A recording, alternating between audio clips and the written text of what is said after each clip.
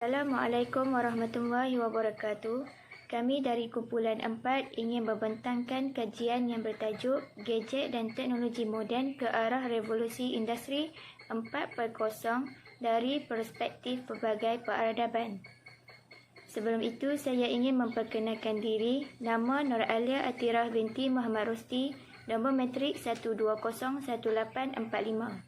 Penalan bagi kajian ini adalah penyelidikan merupakan satu kaedah tersusun yang bersifat objektif dan bebas pertimbangan nilai.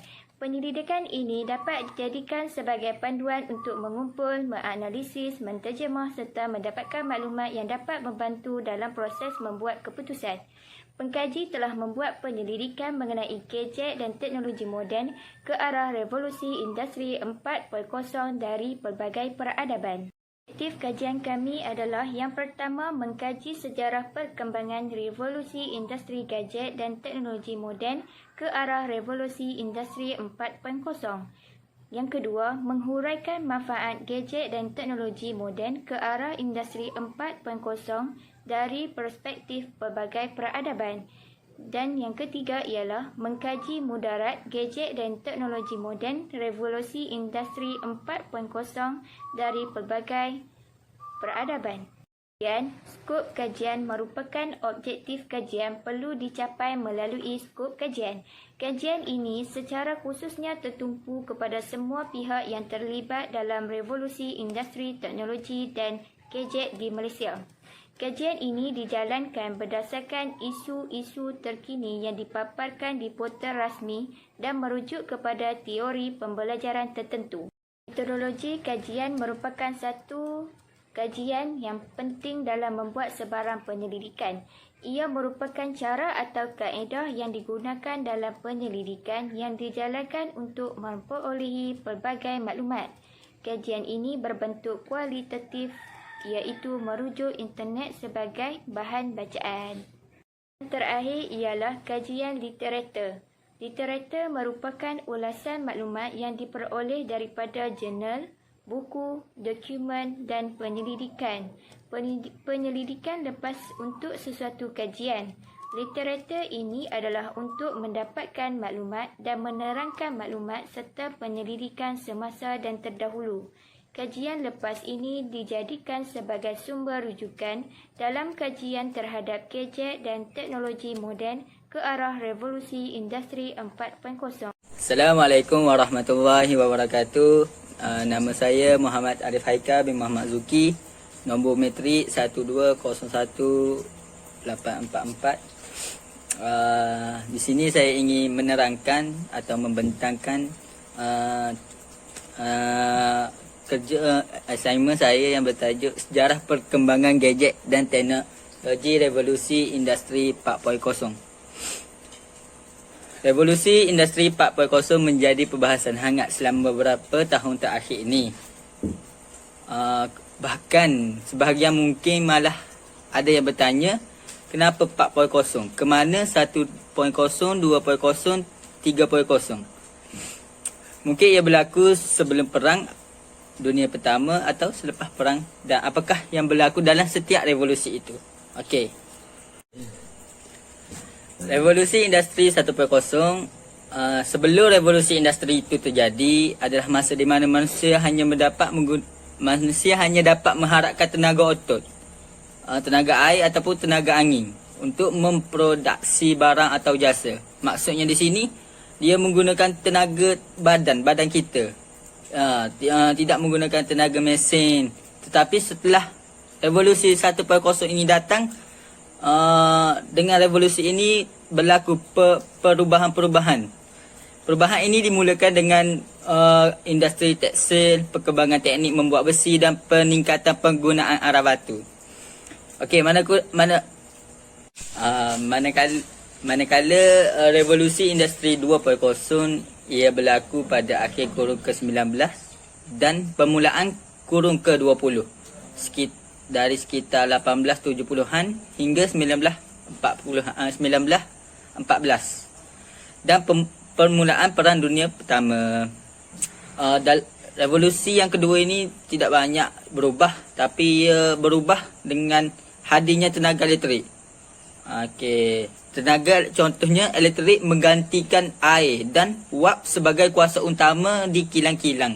Sebelum ni revolusi industri pertama yang menggunakan wap air, jadi ia tukar kepada elektrik.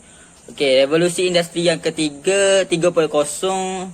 Setelah revolusi industri kedua, manusia masih berperanan sangat penting dalam proses produksi berbagai macam jenis barang. Tetapi setelah revolusi industri yang ketiga, manusia tidak lagi memegang peranan yang penting.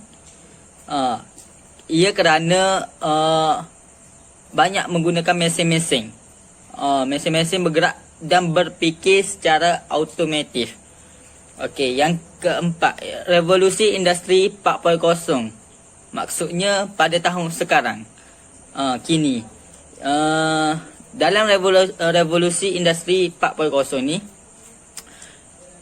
ia berlaku dengan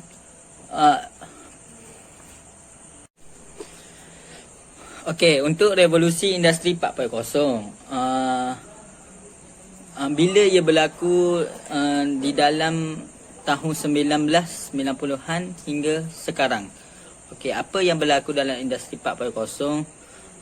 Banyak benda-benda ataupun mesin-mesin yang telah diciptakan untuk memberikan kemudahan kepada manusia. Contohnya seperti yang kita lihat sekarang, banyak-banyak robotik atau mesin yang menyerupai manusia telah dibina untuk memudahkan kehidupan manusia. Okey, selain itu, di dalam norma baharu kita sekarang ni, dalam pandemik COVID-19, banyak kemudahan yang telah diciptakan seperti GrabFood, Foodpanda, Netflix, macam-macam lagi. Okey. Assalamualaikum warahmatullahi wabarakatuh. Saya Muhammad Farhan bin Muhammad Yusof ingin menerangkan tentang objektif 3.0 yang menjelaskan manfaat gadget dan teknologi revolusi industri 4.0 dari pelbagai perspektif peradaban. Sebelum saya menghuraikan manfaat gadget dan teknologi revolusi industri 4.0 dari pelbagai perspektif peradaban, saya ingin menerangkan poin yang saya dapat dari maklumat di jurnal. Yang pertama sekali, dari perspektif barat, mereka dapat meningkatkan kualiti dalam sistem pendidikan. Yang kedua, mereka dapat menjadikan perindustrian negara mereka menjadi lebih canggih dan menjimatkan kos. Pada perspektif yang kedua pula, iaitu pada perspektif Islam, mereka dapat memperolehi produk halal dengan mudah. Yang kedua, mereka dapat mengembangkan pendidikan Islam secara efektif. Pada era globalisasi yang sedang berkembang maju dengan adanya revolusi industri 4.0 ini, pertama sekali, manfaat terhadap perspektif barat tentang gadget dan teknologi revolusi industri 4.0 ialah dapat meningkatkan kualiti dalam sistem pendidikan. Sistem pendidikan yang kita nampak pada zaman sekarang semakin berkembang maju. Hal ini mudahkan mereka untuk berkomunikasi dengan jarak jauh, mencari maklumat dengan sebagainya. Ini menjadikan pendekatan baru pada sistem pendidikan di negara-negara mereka dengan melahirkan guru yang berkemahiran dalam bidang seperti bidang sains, teknologi, matematik dan sebagainya.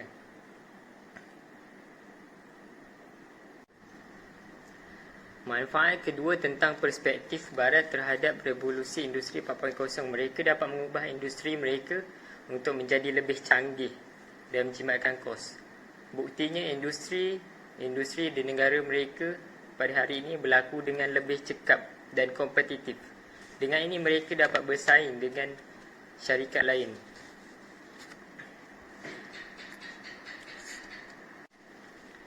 Selain itu, pada perspektif Islam pula ialah mereka mudah memperolehi produk halal. Dalam industri halal yang berpegangkan kepada prinsip syariah Islamiah, pada hari ini teknologi dan gadget yang semakin moden dan internet yang lebih stabil mempercepatkan pengeluaran produk halal. Oleh itu, senanglah mereka dapat memperoleh sumber yang halal dari industri-industri di negara mereka. Selain itu, manfaatnya terhadap perspektif Islam tentang revolusi industri 4.0 ialah perkembangan pendidikan Islam yang efektif. Pada perkembangan revolusi industri 4.0 ini, mereka dapat mengembangkan pendidikan Islam dengan pelbagai cara, tempat, keadaan dan juga masa, mengikut prinsip Al-Quran dan Hadis. Dengan ini akan lahirnya pelajar yang berkemahiran dalam apa jua bidang serta menerapkan aspek kerohanian dalam diri mereka. Kesimpulannya, jelaslah bahawa revolusi industri 4.0 memberi manfaat terhadap pelbagai peradaban. Assalamualaikum warahmatullahi wabarakatuh.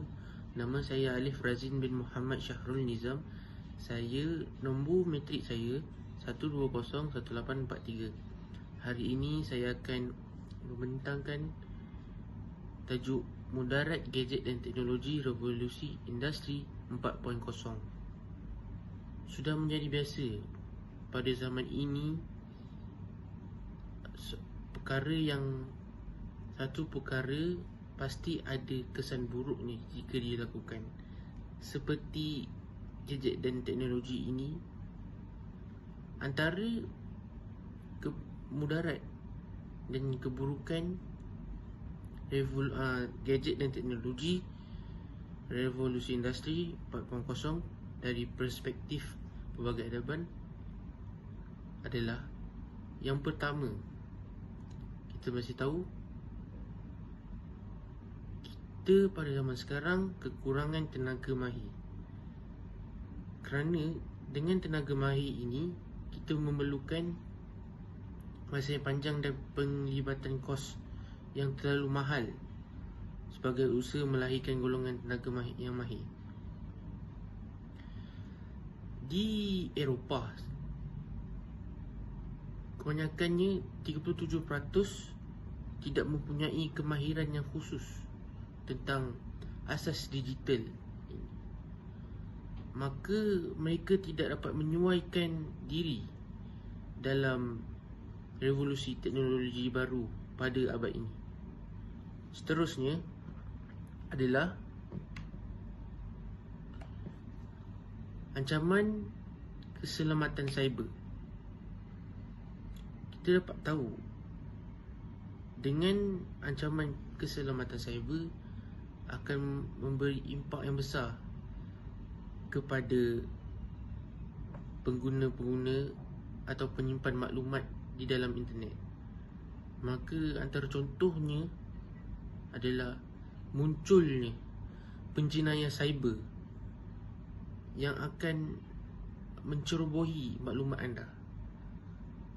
Okey. Seterusnya,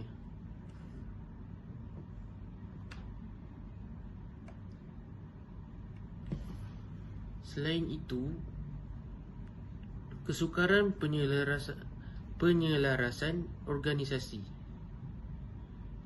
Maksudnya, pada zaman ini mereka tidak memerlukan manusia sebagai tenaga buruh dan menggunakan sistem digital untuk menjalankan aktiviti perniagaan atau pemprosesan. Dan ini akan bagi keburukan kepada pekerja-pekerja. Jika mereka menggunakan sistem digital, maka pekerja-pekerja ini akan kehilangan pekerjaan. Akhir sekali,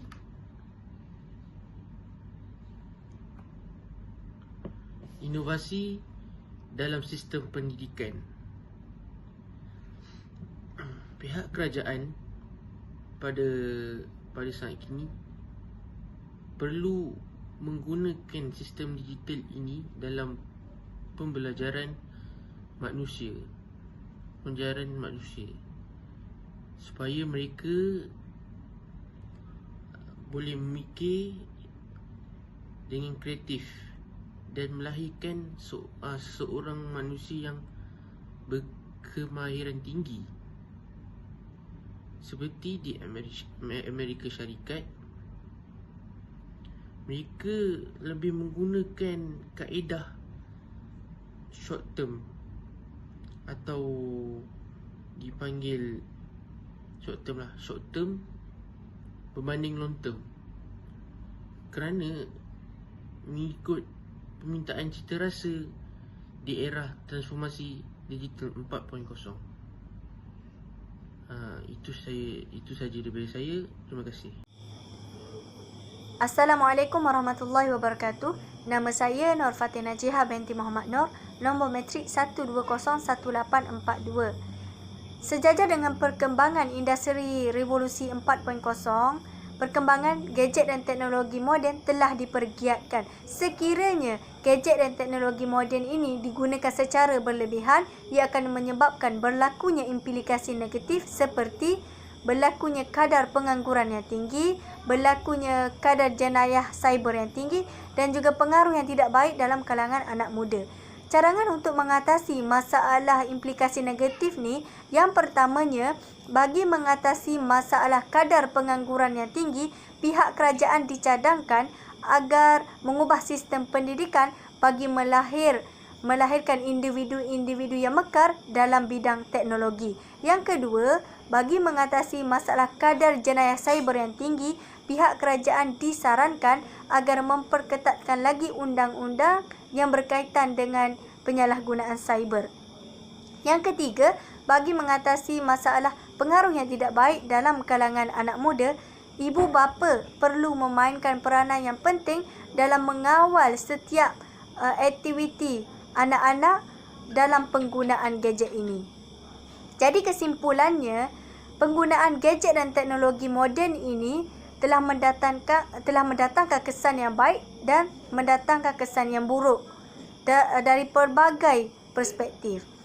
Seterusnya, kumpulan kami telah membincangkan impak yang didatangkan berdasarkan beberapa carangan untuk mengatasinya. Sebenarnya, penggunaan gadget dan teknologi moden ini diciptakan bukan untuk tujuan negatif, tetapi diciptakan untuk tujuan memudahkan manusia.